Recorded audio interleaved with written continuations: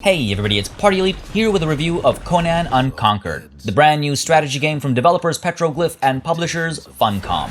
Set in the Conan universe, this game has been on my most anticipated games list for a while now, and it's finally released and is worth investigating. Just a heads up that I did receive a free copy of the game for review purposes from the developer, but that of course has no effect on my review of the game, something that I think will be pretty clear as we go through the review. If, after this review, you decide you want to pick the game up, you might want to consider doing it through my Humble Bundle affiliate link that I'll include under the eye at the top right corner of the screen and in the description down below. Doing so will support charity as well as the channel. But enough about all that. It's time to find out if Conan Unconquered is what is best in life. You fight for. Remain unconquered. Conan Unconquered is an RTS game in a similar style as They Are Billions. Touting itself as a survival RTS, you build up a base, collect resources, and prepare defenses for wave after wave of enemy attacks, each subsequent wave getting harder and harder to defeat. Conan Unconquered uses this simple premise and applies it to the world of Conan. You play as one of the 2 heroes available, 3 if you buy the Deluxe Edition Day 1 DLC, which I'll touch on later, and you lead your people against waves of attacks, while also going out to explore the land around your base in the hopes of finding various artifacts or extra resources. The game comes with a handful of story missions that are actually just a bunch of tutorials introducing you to various mechanics of the game, how fire works, how disease works, necromancy, etc., etc. It's a little unfortunate that there isn't actually a story to follow, even if it's a short one. This is a universe with a lot of lore and a lot of fandom. It really feels like a missed opportunity. Then again, I personally typically play strategy games for skirmishes, multiplayer gameplay, or crafting my own stories. As a result of that, I personally don't mind this exclusion all that much, and I'm glad the game is less than full price to reflect that. However, I think it's important for me to point this out for those of you who are looking for a Conan story told in an RTS game, because you're not getting one here. The game, instead, focuses around the random scenario generator, which builds a random map, places random resources and enemies, and hits you with a set number of waves you'll need to survive.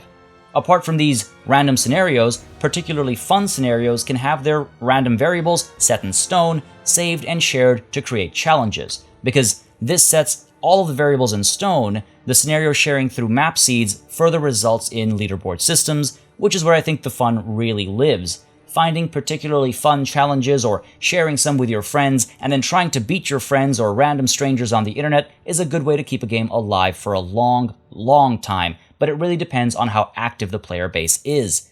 And so, the fact that the game released with little fanfare is a little unfortunate.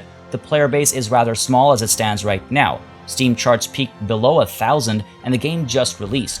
With that said, the game is primarily a solo or co-op experience anyway, so if you don't care about extremely active leaderboards, you'll be just fine. I think it's a bit of a missed opportunity. Hopefully more people will see the game and get involved, and that'll make the leaderboards really come to life, because I do think that was a nice way of making this game one that can last a lot longer than your typical strategy game experience. Now, gameplay-wise, base building is a very simple process. You have a fortress that must not fall. If it falls, it's game over. Every time this circular bar fills up, a cycle ends. Every cycle, your resources update based on the structures you've built. Some things generate resources, while more complex buildings consume them. The math is shown very clearly on the user interface. You build houses to generate gold and obtain thralls. Thralls are needed to build certain structures and recruit units. Lumber yards bring wood. Quarries bring stone. These flags extend your area of influence and provide you with the command resource. And then there is food, iron, animals, etc. Some of these resources are static. Others, again, are influenced by the per tick increase or decrease. Now, you'll be building walls to keep the enemy out, and you'll probably use the layout of your base to your advantage as well, forcing the average enemy to navigate a maze if they want to get to your fortress. Except for when flying enemies show up, bypassing all of that, or when enemies like tiny spiders or big spiders show up, ignoring slope limitations and coming from where you least expect it. Apart from building buildings and recruiting units, you'll also want to progress through a rather involved tech tree, which unlocks higher tier buildings, units, and options. Fire arrows, magic, a marketplace, more advanced versions of certain structures, more advanced defenses, etc., etc. The technologies available for research are directly tied to the buildings you've built as well, and this helps control your progression in certain ways, and you have to keep an eye on which enemies are coming up to prepare your build order accordingly, if you're so inclined. On which topic, at the bar up top, you can very clearly see what the next few waves are going to be, unless they're obscured by a sandstorm, and you can see how much time you have before they arrive. This lets you prepare against the specific unit types that are headed your way, especially since the game follows a very simple rock, paper, scissors premise that it very clearly puts on display. Your hero characters are quite powerful as well, and their special abilities are very useful in a pinch, but can only be used when the character has gained enough XP to get at least one level of veterancy. While this can be done by using them to defeat incoming waves, you can rush it a bit by venturing out of the safety of your base to slaughter the various beasts out there who are often protecting some treasure or another, and some of which are much bigger and scarier than others, guarding artifacts that grant your heroes additional abilities. These hero characters, with equipment and veterancy, also respawn when killed, though there is a cooldown timer to that, of course. Both available heroes are melee-focused, and Conan actually feels a little too slow and plodding for my liking, and his special feels less efficient as well. The two heroes feel completely different, but not in a way that feels like two separate options, more in a way that feels like there's only one obvious option. The game tries some interesting things to switch it up every once in a while. Apart from the aforementioned terrain-ignoring flyers and spiders, and necromancers that summon soldiers to fight you, and some pretty gnarly beasts out in the wild, there are more thematically fitting moments that come at you as well.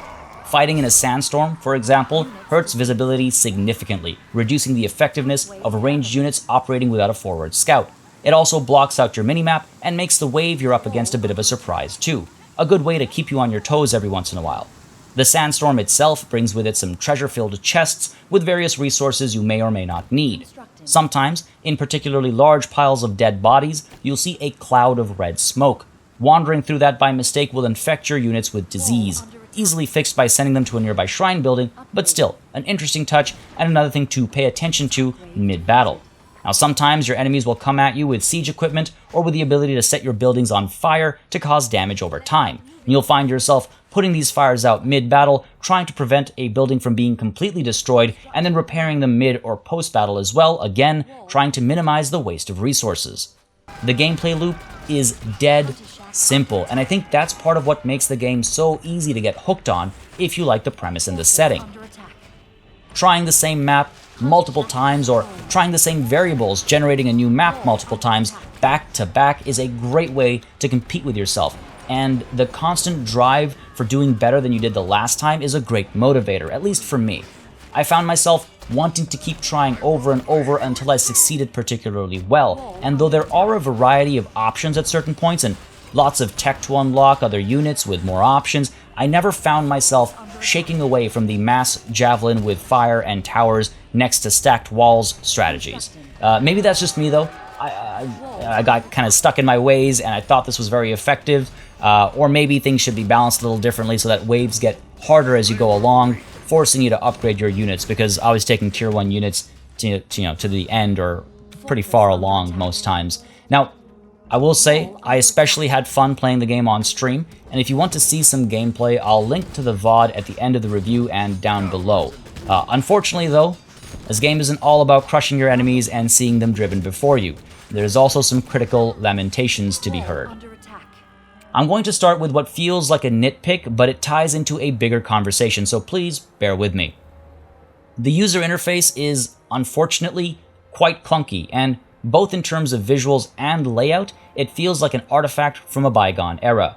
I like a good bit of skeuomorphic design when digital things mimic real-world textures and whatnot, but we don't really see a commitment to it in this game, with buildings, research, and unit icons clashing with the UI backgrounds, mixed with what feels like a great deal of wasted space. Do we need to have such a big portrait of our hero and a giant icon for his special ability? Does the phase timer have to be this clunky? Why are the building upgrade and repair buttons tucked all the way over here, far from where all the other building commands are? Why do these need to be words? This lack of intuitive design kind of carries through in a few places, and it hampers the overall experience while adding to this weird feeling that the game has been released in a very unpolished state. Or it's from a decade ago, I guess. Little things like how audio and visuals aren't synced up sometimes when loading into an old saved game, or how long the game stays stuck on the main menu screen when you're loading into a saved game, or things like that. They just start to get really annoying really fast. They're small bugs, but they're irritations that really shouldn't exist, and again, they show a lack of polish in my opinion. And then there are bigger issues, such as units getting stuck behind buildings and refusing to exit towers in a way that would prevent them from getting stuck in the first place. Or how sometimes your units don't really do what you tell them to, and they literally march the other way. Or how unintuitive it is to select a bunch of buildings to repair them. There are some slightly even bigger issues as well. The waves come around pretty quickly, so you'll stop exploring the area around your base a few waves in. I think on average, I maybe was exploring for the first 3 or 4 waves and then didn't really find the time to go around exploring. Then again, there is the pause functionality which you can use to buy yourself more time, which is always an option, of course. Now, with that limited time between waves, it started to feel like this waste of time later in a session, because you're constantly concerned about going back to defend your fortress. However, this is something that can be easily tweaked.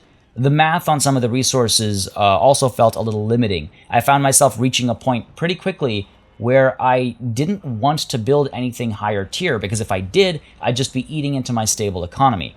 Now, I understand this is a desired effect. Cost-benefit analysis in the middle of a deadly battlefield is my cup of tea, but sometimes the cost felt way too high, especially when my Tier 1 units are doing just fine. Now, take this comment with a grain of salt. It could very well be because I haven't perfected the build order to maximize my momentum or something like that. Ultimately, though, all these things, big and small, come together to create some friction when it comes to really loving the game. I will say, though, the more I played and the more I customized settings to suit what I wanted, the more fun I was having. I suppose that's the benefit of a game like this. There's a degree of flexibility allowing you to get the challenge you desire. The other thing to consider is that a lot of these issues are quite easily fixed with patches, and the developer does seem to be on top of things on that front. Hopefully, they'll be seeing all the feedback and be making all the adjustments necessary. The foundation for a good game is there, but something went really wrong when it came time to flesh things out. I think the biggest flaw in the game, however, isn't even in the game. Day 1 DLC, tucked behind a higher price point, is just not fine in any way, shape, or form. I have no other way to put it. Out of the 3 heroes, one is locked behind DLC at launch for a game that already kind of feels pretty unpolished.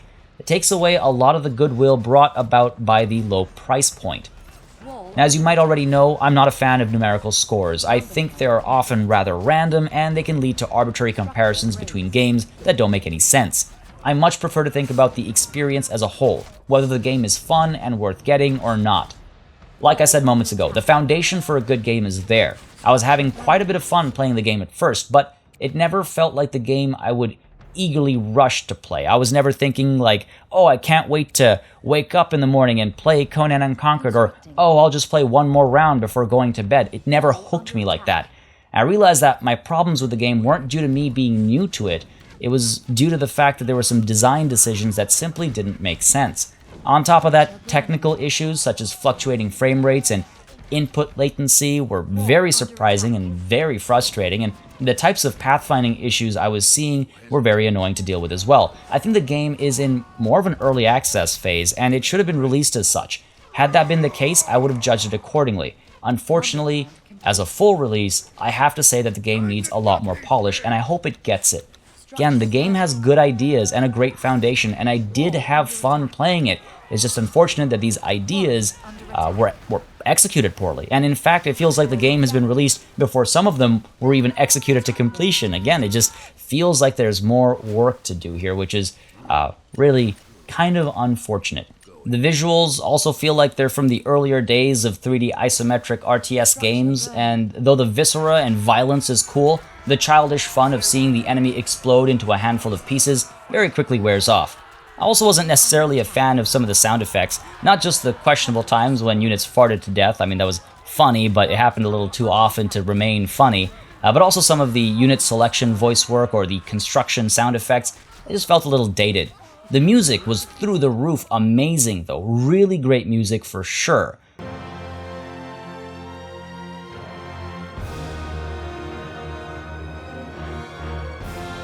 Now, overall, a fun enough game with enough variable options to keep it fun and alive for a while. the technical issues, the day one DLC, the dated look and feel. These are unfortunate issues. Some can be fixed, some can be corrected, but others might be a bit harder to solve. I'd say give it a while to see if the issues get sorted, and then I might revisit this game sometime in the near future to see if those issues do get resolved, because the potential is there for a lot of fun. I hope this review helped you get a good idea of what you're getting into with Conan Unconquered. If you have thoughts of your own, as always, feel free to leave them down below. If you'd like to stay up to date with more strategy gaming news, reviews, previews, let's plays, and more, make sure you subscribe to this channel. As always, a massive thanks goes out to all of my channel members and patrons for supporting this channel on a monthly basis, and a big old thanks goes out to each and every one of you for watching. Till next time, cheers.